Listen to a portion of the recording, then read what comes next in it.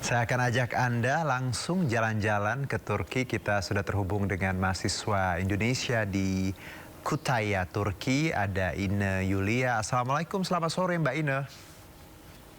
Assalamualaikum warahmatullahi wabarakatuh. Waalaikumsalam. Selamat sore waktu Indonesia dan selamat siang waktu Turki. Iya, Mbak Ine, selamat berpuasa ya di Turki. Nah, kalau kita bicara Ramadan nih, tadi kan ada liputannya. Di sana meriah juga ya, karena memang mayoritas Muslim. Kira-kira suasana Ramadan yang Mbak Ine rasakan di Turki seperti apa? Baik, terima kasih. Alhamdulillah untuk Ramadan di negara Turki sendiri, karena memang sekarang ini kebetulan Pak, kita sedang berada di musim atau musim dingin gitu ya lebih tepatnya, dan alhamdulillah maka dari itu jam puasanya itu sama seperti di Indonesia sekitar 14 jam saja. Namun akan terbiasa juga kalau misalkan di Turki juga bisa melaksanakan bulan Ramadan, bulan puasa itu melaksanakannya adalah 18 jam Pak, dan itu biasanya itu di musim panas seperti itu.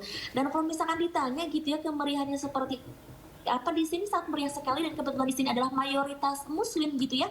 Maka kita pergi untuk melaksanakan tarawih dan juga adanya iftar bersama gitu.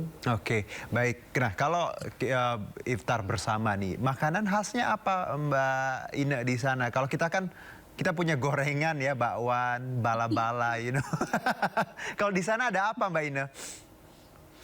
Wah, kalau misalkan ditanya tentang makanan khas di negara Turki gitu ya, kebetulan Pak di sini tuh ada yang namanya iftar gratis gitu ya, yang Oke. diselenggarakan di beberapa volunteer-volunteer di negara Turki gitu. Misalnya saya juga bergabung, di antaranya adalah IHH, terus juga ada Vakfı, terus juga ada Kızılay gitu. Nah di sini makannya itu berbagai macam sekali. Yang pertama mungkin seperti ada pide, lahmacun, kofte, borek dan yang lain-lain. Dan itu biasanya Pak disediakan itu sangat paket lengkap banget gitu. Ada corbanya atau sop gitu kan. Terus juga ada tatlenya atau makan manisan-manisan pembukanya seperti itu. Oke, jadi dia ada ini ya, ada main course-nya, appetizer, dessertnya gitu ya. Jadi lengkap ya Mbak Betul Ine ya. betul sekali. Oke. Betul. Oke, Mbak Ina, kalau Mbak Ina sendiri sekarang sedang sekolah di sana? Kebetulan saya sekarang sudah tahun keempat gitu. Sekarang saya sedang berada duduk di bangku kelas 3 gitu ya, di semester ke-6. Jadi mudah-mudahan bisa menyelesaikan secepat mungkin, itu mohon doanya. Oke, nah kalau teman-teman diaspora di sana ya, mahasiswa seperti mahasiswi, ada acara khusus Ramadan karena kan ini ya kapan lagi kumpul-kumpul plus juga mungkin kangen masakan Indonesia, ada acara apa di sana Mbak Ina? Kalau ditanya tentang acara apa gitu ya, kita sebagai diaspora Indonesia gitu, tentunya di setiap negara dan di setiap kota itu ada yang namanya PPI wilayah gitu. Saya tergabung bersama PPI Kütahya dan juga PPI Turki sendiri gitu. Dan alhamdulillah kita di sini sering mengadakan berbagai macam seperti contohnya program kajian-kajian, terus juga ada program namanya iftar bersama gitu, berbuka bersama. Tapi kita juga saling apa ya, menjalankan suatu organisasi sehingga di antara kita pun terlibat dalam kekeluargaan sendiri gitu, berorganisasi seperti itu. Oke, Mbak Ina sendiri sudah berapa lama tidak pulang ke tanah air? Terakhir saya pulang itu tahun 2023 Pak, jadi ada rencana kemungkinan pulang 2027 saja gitu sambil Oke. menabung. Apa yang paling dikangenin ketika Ramadan Mbak Ina yang jauh dari Indonesia? Kalau misalkan dikangenin ini paling ya keluarga gitu ya, orang tua. Terus juga yang paling menonjol di sini adalah makanannya Pak, karena Oke. di Turki sendiri gitu ya, terkait tentang rempah-rempah gitu ya, itu sangat berbeda sekali dengan di Indonesia. Alhasil makanan yang saya makan pun itu hanyalah makanan-makanan Turki gitu. Untungnya saja makanan yang saya konsumsi di sini masih cocok di lidah lah Pak gitu. Oke. Tidak ada yang namanya mungkin makanan-makanan Indonesia, terkecuali Iya. kalau misalkan kita beli itu pun harganya sangat tinggi gitu, sangat mahal. Oke, jadi ada lah ya takjil Indonesia tapi mahal ya Mbak Ina ya? Mahal mahal Pak, betul. Oke. Yang paling dikangenin apa makanan dari Indonesia Mbak Ina? Wah, kalau misalkan itu ada rendang ya, ada rendang. Saya sangat tergiur sekali, sangat rindu sekali dengan makanan-makanan khas Padang karena bumbunya itu benar-benar khas sekali gitu. Ya, iya. Oh, di sana susah cari Padang?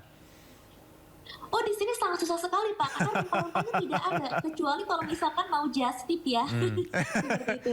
Aduh Mbak Ina, kalau deket udah saya beliin Padang. Depan kantor saya Padang banyak.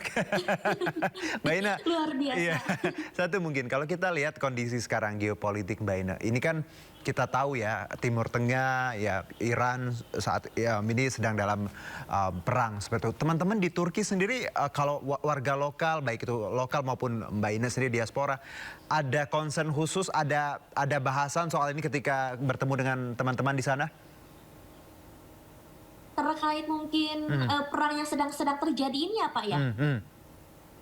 Betul, kalau misalkan ditanya terkait tentang perang itu sendiri, untuk negara Turki, alhamdulillah kita masih dalam keadaan aman gitu, keadaan aman. Akan tetapi kemarin tuh sempat dapat informasi kalau misalkan di ujung Turki itu sempat ada serangan, tapi alhamdulillah ditepis oleh, apa ya, TNI Angkatan Udaranya di Turki dan alhamdulillah tidak sampai gitu. Akan tapi mungkin informasi yang kena ke Turki itu adanya suatu apa namanya ya, tantangan gitu tersendiri dari mungkin negara sekutu seperti itu. Tapi alhamdulillah sih aman-aman saja Pak untuk negara Turki. Oke, Mbak Ina ya, alhamdulillah karena kan tadi ya kita harapkan ya apapun masalah semoga cepat selesai dan damai ya Mbak Ina ya.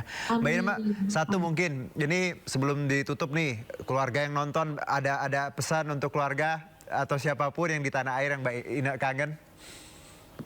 Wah, ada sekali. Makasih banget ya Pak untuk kesempatannya. Saya ingin mengucapkan salam hangat, salam sayang saya, salam rindu gitu kepada orang tua saya, Wiwin Widianingsi dan juga Bapak Agus Jenal, dan juga keluarga yang lainnya, teman-teman para sahabat. Mudah-mudahan kita bisa bertemu kembali di lain kesempatan gitu kan. Mudah-mudahan bisa dalam keadaan yang baik-baik saja gitu. Dan semoga Amin. doa kepada saya semoga bisa pulang dalam keadaan sukses dan sehat walafiat. Amin. Mbak Ina kampungnya di mana? Saya kebetulan orang Ciamis, Jawa Barat, Bapak. Orang Ciamis. Baik, Mbak Ina. Terima kasih Mbak Ina. Semoga nanti studinya cepat selesai, bisa pulang ya berkumpul sama keluarga dan tidak ganti paspor. Baru saja ganti tahun ini. Baik Mbak Ina, terima kasih banyak Mbak Ina ya. Sehat-sehat Mbak Ina, selamat berpuasa. Assalamualaikum. Ya. Baik. Kita lanjutkan pemirsa, kabar baik bagi pengemudi ojek online karena pada tahun ini perusahaan aplikasi akan membagikan bonus hari raya sebesar 110 miliar rupiah, namun tidak semua pengemudi berhak menerima BHR, hanya mitra yang memenuhi syarat tertentu.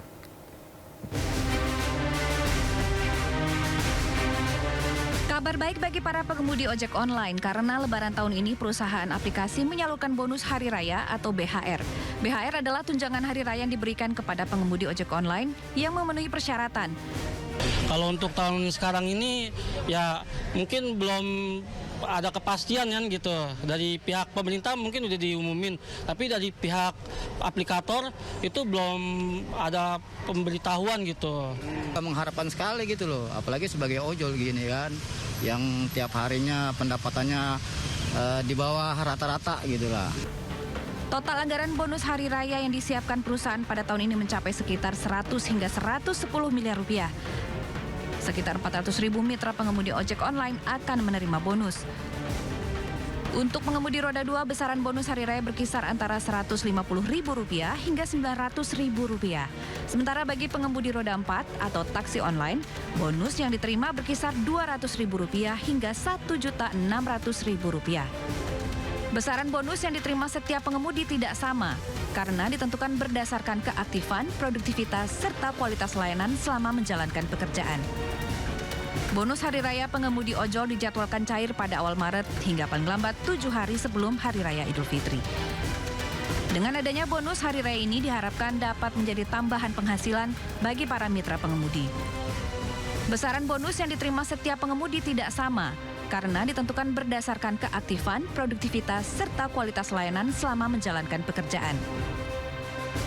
BHR keagamaan diberikan dalam bentuk uang tunai paling sedikit 25% dari rata-rata pendapatan bersih selama 12 bulan terakhir. Bonus Hari Raya pengemudi ojol dijadwalkan cair pada awal Maret hingga paling lambat 7 hari sebelum Hari Raya Idul Fitri. Dengan adanya bonus Hari Raya ini diharapkan dapat menjadi tambahan penghasilan bagi para mitra pengemudi, sekaligus membantu mereka menyambut Hari Raya bersama keluarga dengan lebih tenang. Tim Liputan iNews melaporkan.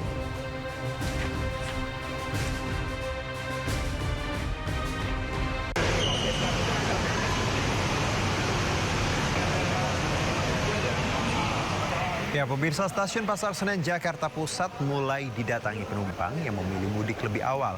Hal ini mereka lakukan untuk menghindari kepadatan pemudik seiring makin mendekatnya Lebaran. Pihak KAI mencatat selama momen angkutan Lebaran 2026, pihaknya menyiapkan sebanyak 1.043.573 tiket perjalanan. Hingga saat ini sebanyak 600.000 tiket telah terjual atau sekitar 58% dari total kapasitas yang disediakan. Artinya masih terdapat sekitar 42% tiket yang tersedia bagi masyarakat yang ingin melakukan perjalanan mudik menggunakan kereta api.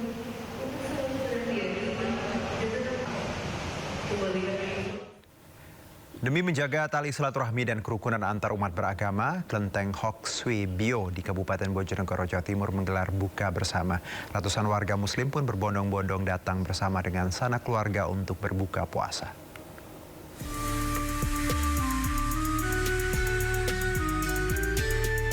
Buka puasa bersama ini digelar di tempat ibadah Tridharma, Kelenteng Hok Sui Bio, Jalan Jaksa Agung Suprapto, Kota Bojonegoro.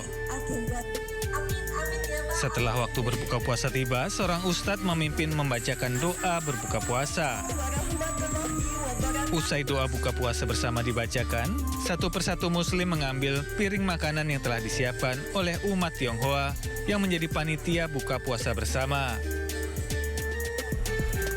Buka puasa bersama di Kelenteng ini merupakan kegiatan rutin umat Tionghoa Bojonegoro yang sudah dilakukan sejak tahun 2005.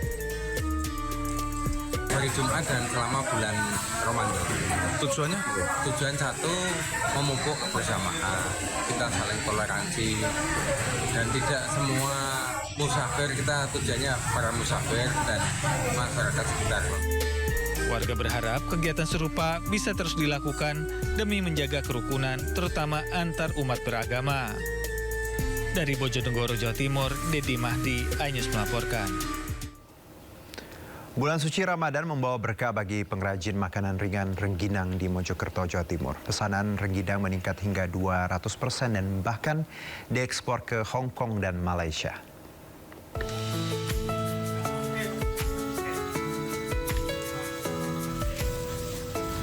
Usaha rengginang ini ditekuni Bagus Dwi Purnomo, warga Sawahan, Kecamatan Mojosari, Kabupaten Mojokerto.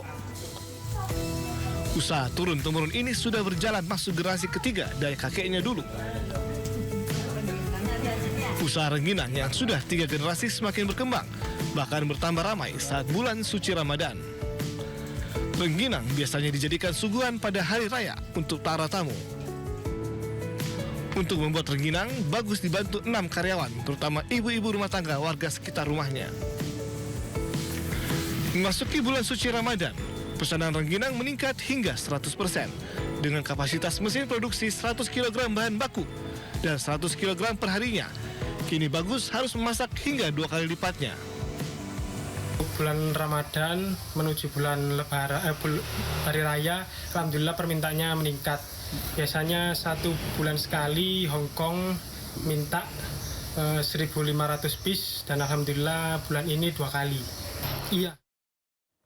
Informasi tadi menutup Sindo sore hari ini. Jangan lupa Anda bisa mendapatkan informasi terkini terbaru di kanal YouTube Sindo News atau melalui portal yang menghadirkan berita-berita daerah nasional internasional di sindonews.com. Saya Herjino Syaputra beserta kerabat kerja yang bertugas pamit undur diri. Terima kasih, sampai jumpa.